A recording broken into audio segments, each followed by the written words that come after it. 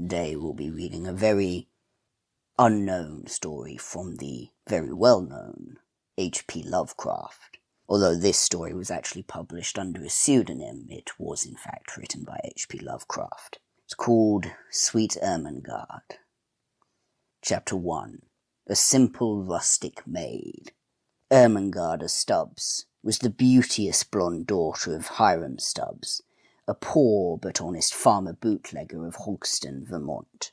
Her name was originally Ethel Ermengarde, but her father persuaded her to drop the praenomen after the passage of the 18th Amendment, averring that it made him thirsty by reminding him of ethyl alcohol, C2H5OH. His own products contain mostly methyl or wood alcohol, CH3OH. Ermengarde confessed to 16 summers, and branded as mendacious all reports to the effect that she was 30. She had large black eyes, a prominent Roman nose, light hair which was never dark at the roots except when the local drugstore was short on supplies, and a beautiful but inexpensive complexion. She was about 5 foot 5.333333 inches tall, weighed 115.47 pounds on her father's copy scales, also off them, and was adjudged most lovely by all the village swains, who admired her father's farm and liked his liquid crops. Ermengarde's hand was sought in matrimony by 2 ardent lovers.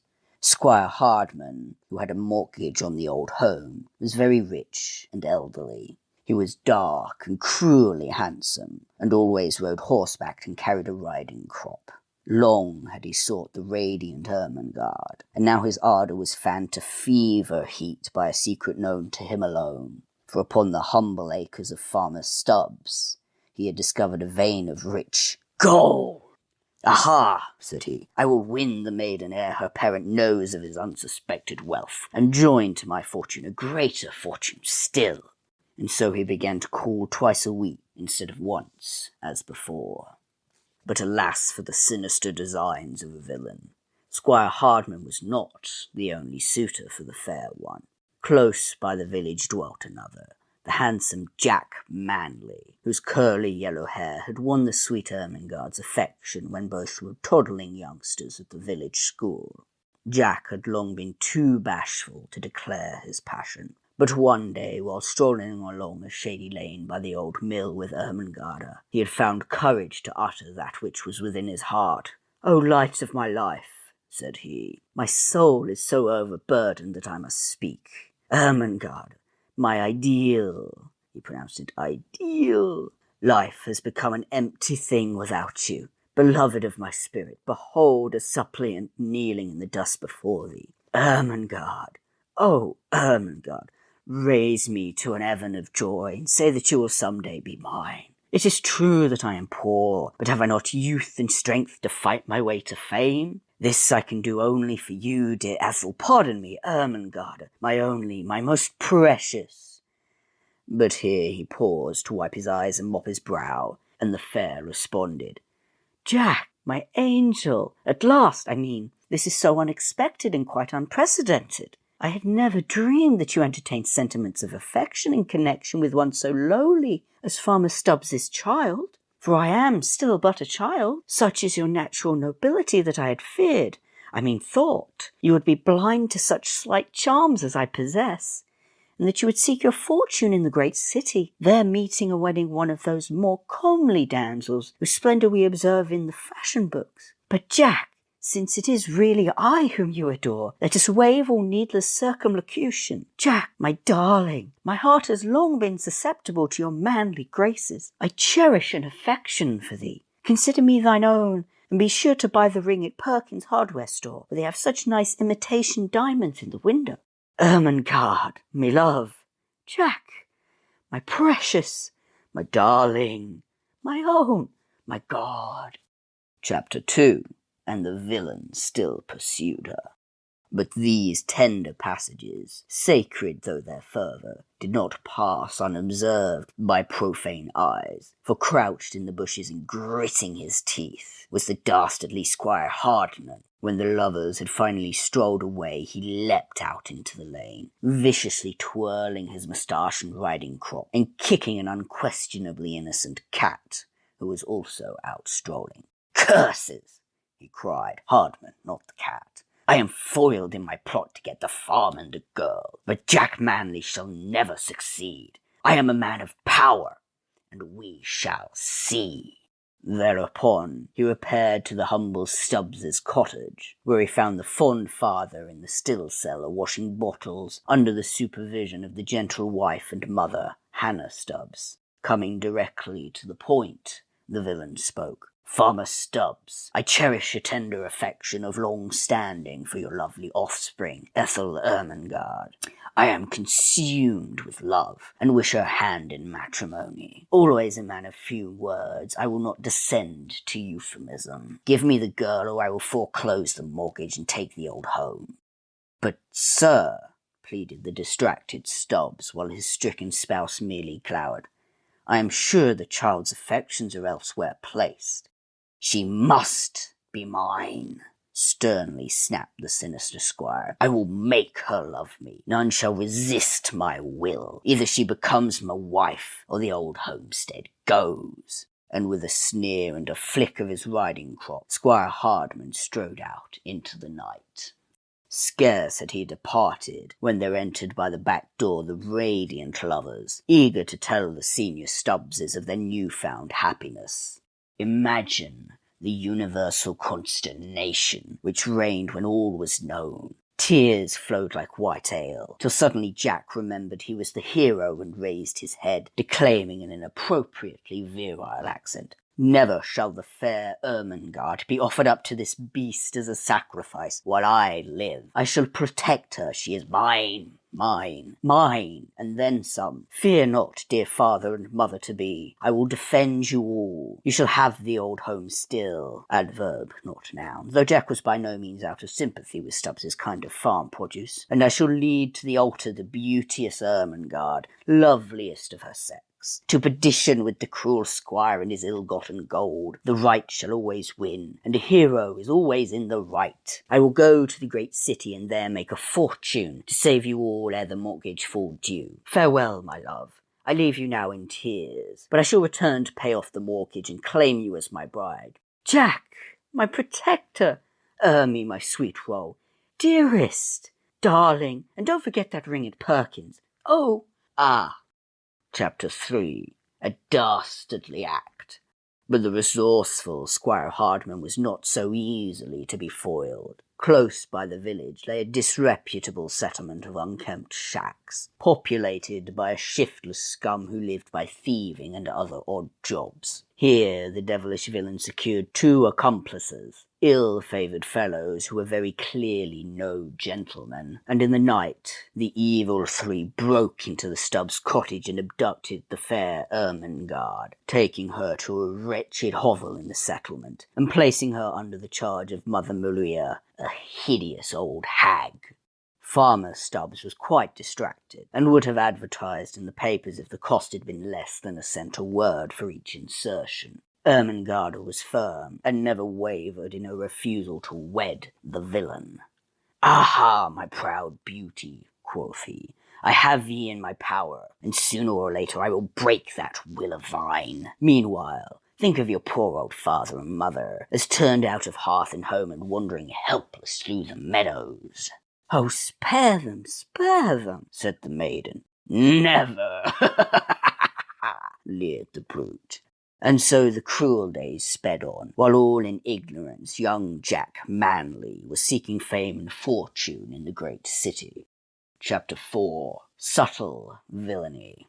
One day, as Squire Hardman sat in the front parlour of his expensive and palatial home, indulging in his favourite pastime of gnashing his teeth and swishing his riding crop, A great thought came to him, and he cursed aloud at the statue of Satan on the onyx mantelpiece. "Fool that I am!" he cried. "Why did I ever waste all this trouble on the girl when I can get the farm simply by foreclosing?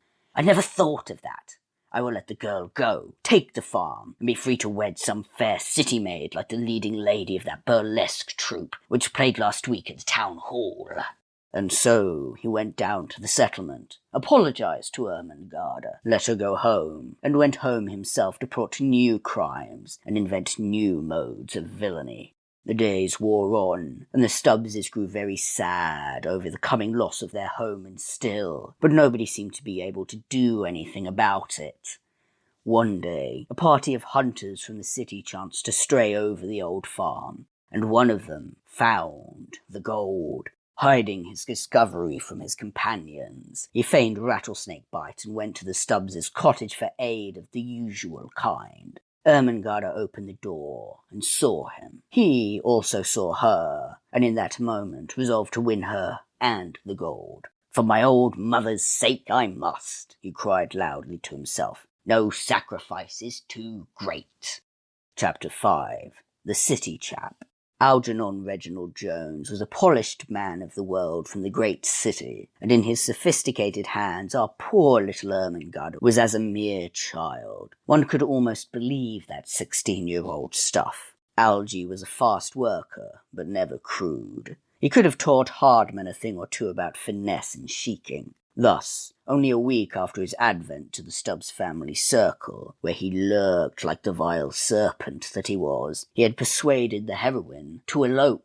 It was in the night that she went, leaving a note for her parents, sniffing the familiar mash for the last time, and kissing the cat. Touching stuff.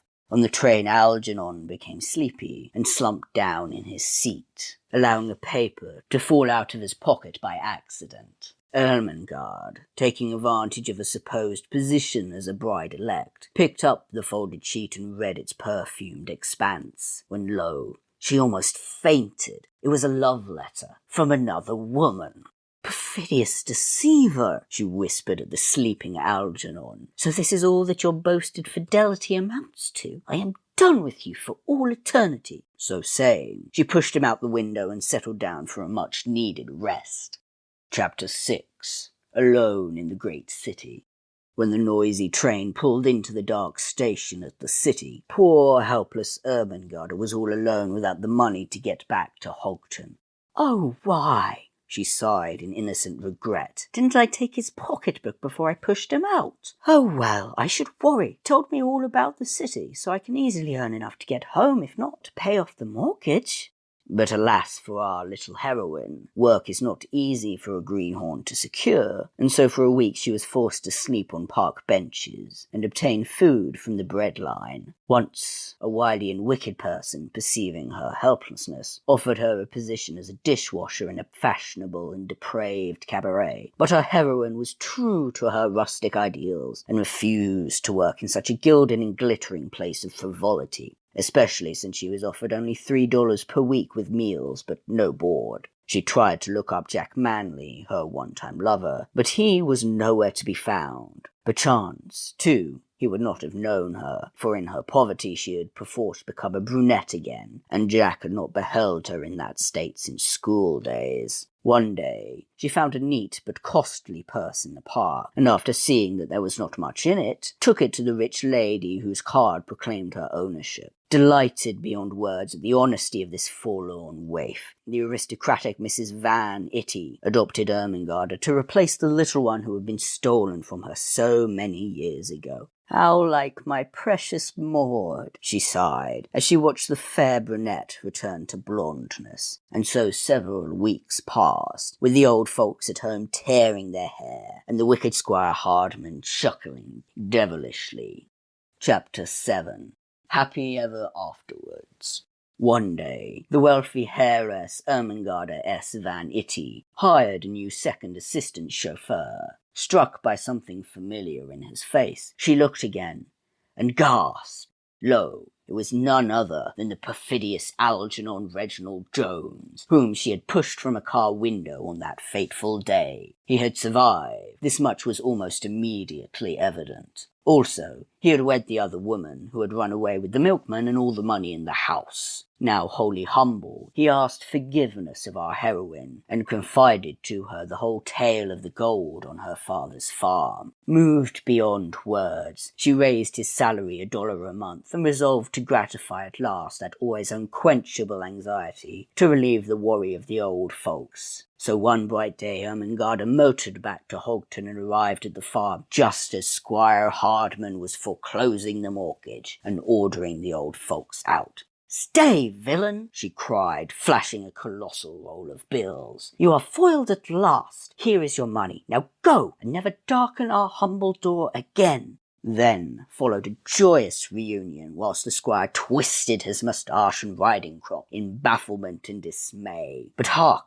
What is this? Footsteps sound on the old gravel walk, and who should appear but our hero, Jack Manley, worn and seedy, but radiant of face. Seeking at once the downcast villain, he said, "Squire, lend me a 10-spot, will you? I have just come back from the city with my beauteous bride, the fair Bridget Goldstein, and I need something to start things on the old farm." Then, turning to the Stubbses, he apologized for his inability to pay off the mortgage as agreed. "Don't mention it," said Ermengarde. "Prosperity has come to us, and I will consider it sufficient payment if you will forget forever the foolish fancies of our childhood."